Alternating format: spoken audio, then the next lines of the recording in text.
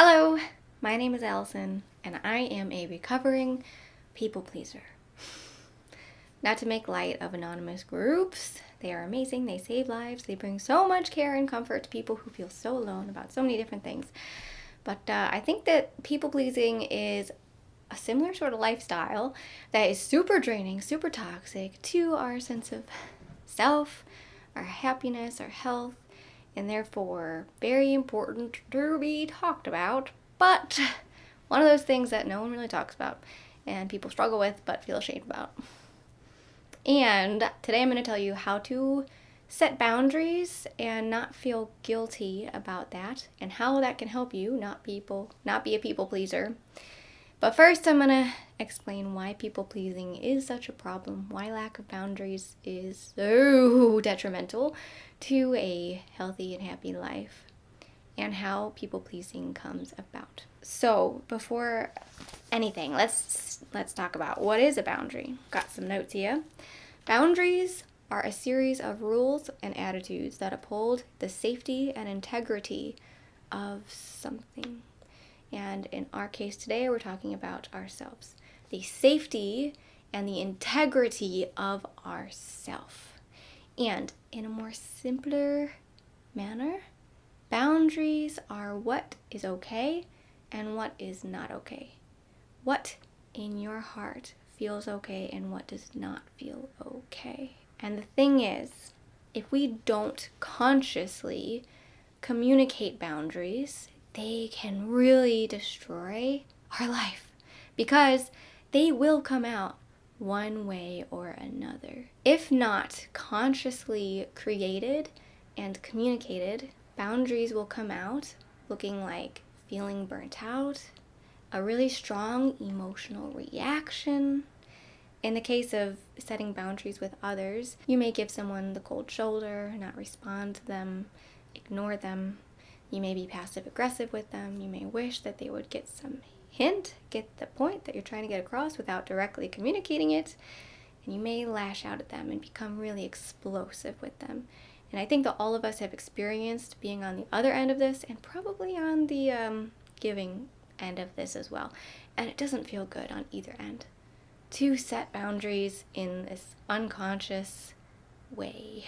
So that's the problem. And how people-pleasing ties into this conversation is we probably learned to people-please because we weren't taught how to enforce boundaries, and we maybe were taught to not enforce boundaries, or we responded to someone else being really aggressive and intense and mean in their setting their boundaries, their expression of who they are, their sense of self, by trying to not be that way, not be aggressive and intense and mean, and rather people please. But the thing is, that often means that we are not enforcing our own boundaries, and therefore going with the flow with things that don't feel good to us, that actually are crossing our boundaries.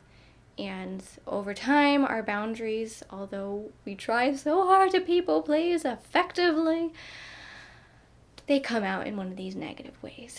So that's pretty much why being people-pleasing and not having boundaries is an issue, how it comes to be. And I also want to say that having complex PTSD, it affects how your brain actually functions. So when you are emotionally triggered by something in your life, something hit a wound that made you feel shame, made you feel like afraid of being abandoned, whatever the case, our brains shut down their reasoning functions and fire up the emotional reaction. It's very valid to have these emotional reactions, but obviously it's not ideal. It's not healthy, and it can be super duper destructive in our life. And so now let's talk about how to set and enforce a healthy boundary.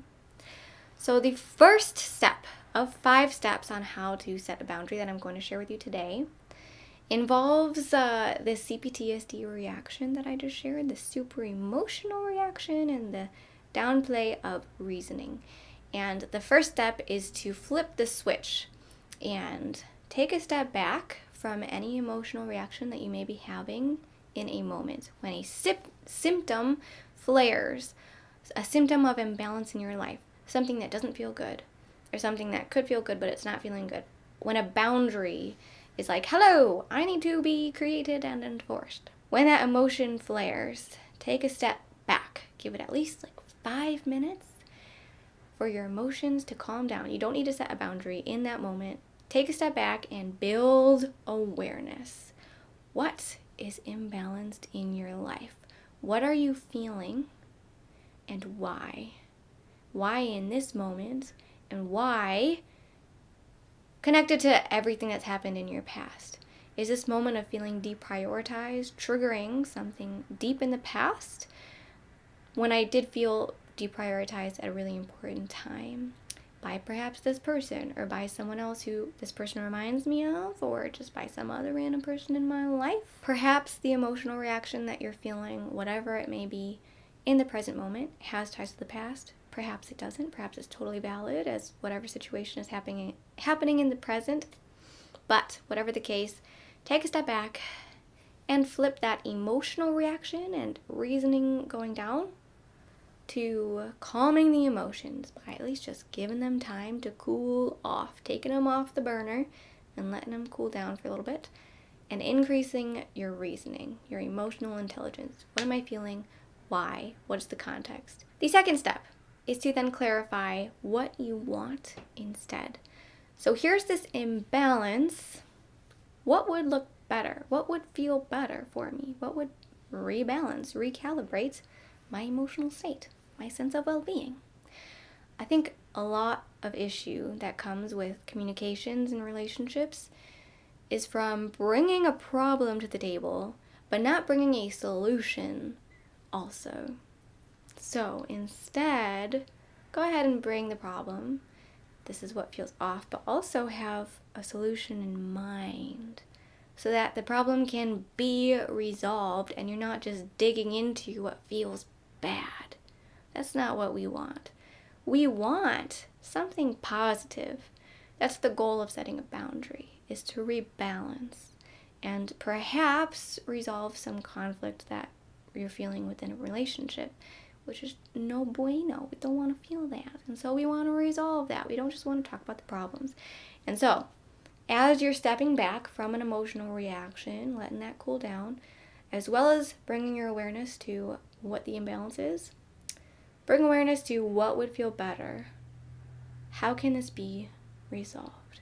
The third step is to give to yourself what you are asking of others. So if you're asking someone to prioritize you, or to respect you, or to love you, or to hear you, are you doing those things for yourself? Are you taking a step back and hearing yourself, hearing what's actually going on inside your soul? So many of us in emotional reactions either lash out at another person or do something to dissociate from the situation at hand, and both of those disconnect us from ourselves, from the opportunity to get vulnerable and sit with this tender part of ourselves that is hurting, and we can then care for that part of ourselves. I know it's strange because some things you'd think, well, how can I give that to myself if I really want respect? Think about it. Think really deeply. How are you perhaps not respecting yourself? How are you not hearing yourself if you're not feeling heard? Really take time to think about that and see if you can give that to yourself. Even that reflection is connecting back to yourself, and that process over time is really huge in nurturing yourself. The next step involves clarifying a plan for how to communicate this imbalance and this solution to another person, or this plan on how to rebalance just within yourself.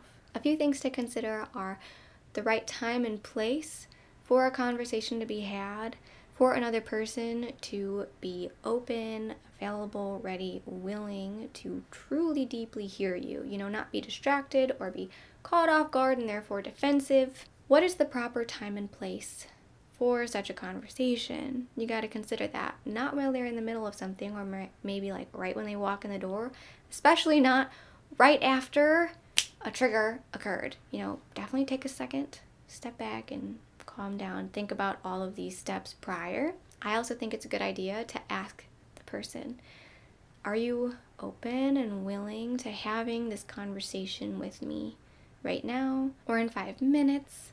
Or if you're not available at this time, when will you be? Because it's important to me to have this conversation. So that covers the time and the place. Another aspect of clarifying and planning ahead of time how you want to set a boundary is clarifying how you communicate. Communicate in a respectful tone. A tone that is authoritative with a downward inflection instead of a downward inflection? But this and that. Authoritative, commanding respect, respecting the other person, modeling to them, I respect myself, I respect you, and I expect respect in return. What's your cadence? What's your speed of how you're talking? What's your body language? How do you want to communicate this boundary? And I'll add on to this point, and this is going to go into the next point, but one thing that I don't recommend saying unless you're really clear on it going into the conversation and think it's valid, and it won't always be, and it usually isn't necessary. I say, okay, what is this thing that you're talking about? Is bringing up moments from the past that are integrated in the discussion at hand, the situation at hand.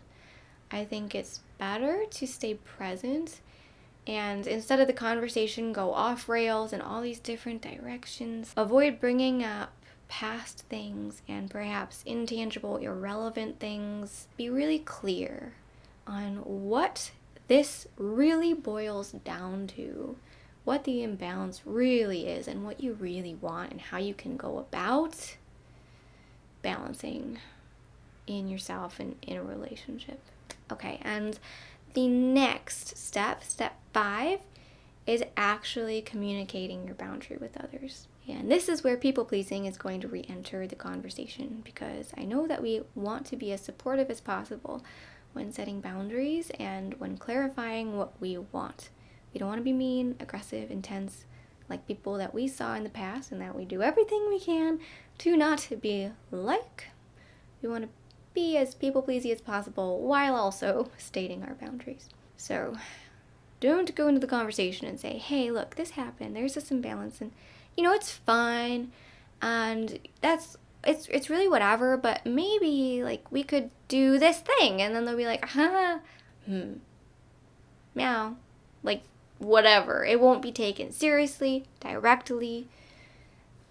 People pleasing. No. It's draining. It's so draining to go into these conversations trying to keep things light and unimportant. Respect yourself. Respect yourself enough to be serious about what you want and what you deserve, which is happiness and health. And these conversations can be difficult at first, to be directly honest. But they are less draining in the long run and so helpful, so beneficial to you. And I'll also say that the more you practice boundaries, the less you'll actually have to have these conversations. The less you'll have to say, listen, I don't have time to do X, Y, and Z with you, even though I used to. People at first will challenge that, and it'll be more difficult for you to set boundaries. But over time, you will just exude this self-respect and self-boundaried discipline and appreciation that others will kind of just pick up on it, and you'll just naturally speak your boundaries and live in alignment with them. So that is the light at the end of the tunnel, but entering the tunnel, having the actual conversation is difficult for sure. So how do we do this? First, set the boundary container, and then when it's time to actually have the conversation, say, okay, Not all of me necessarily feels this way. I really appreciate you and thank you for being open to having this conversation. I want to have this conversation to resolve a part of me, again, not the whole of me, just a part of me that feels this way. And that would make our relationship better. And so thank you first and foremost for being open to this conversation. Set the tone, okay? And the goal. And then say, this happened and it triggered this response in me. It made me feel imbalanced in this way. This is what I'm noticing is off. If necessary, you can take responsibility for something. Like, I own the fact that this and this happened and that's on me. And then say, with this thing being off, this is what I want and need moving forward. This is what's okay, this is what's not okay, and this is what we can do instead. This is the solution. That is how you can have this conversation. This is what's off, this is what I take responsibility for, and this is what is going to happen moving forward. So, I want to address a few obstacles that may arise. The first obstacle that may arise is that framework and having that conversation may not feel authentic. And I want to say that what feels more authentic? This conversation stated in this healthy way, or you people pleasing and abandoning yourself, abandoning your needs and your wants? So maybe you can frame this conversation in a different way, inserting the words like, yo, and listen, whatever, however you talk, whatever your way, your nature is, build that into the conversation. But have a very direct and honest communication style, whatever your personality may be.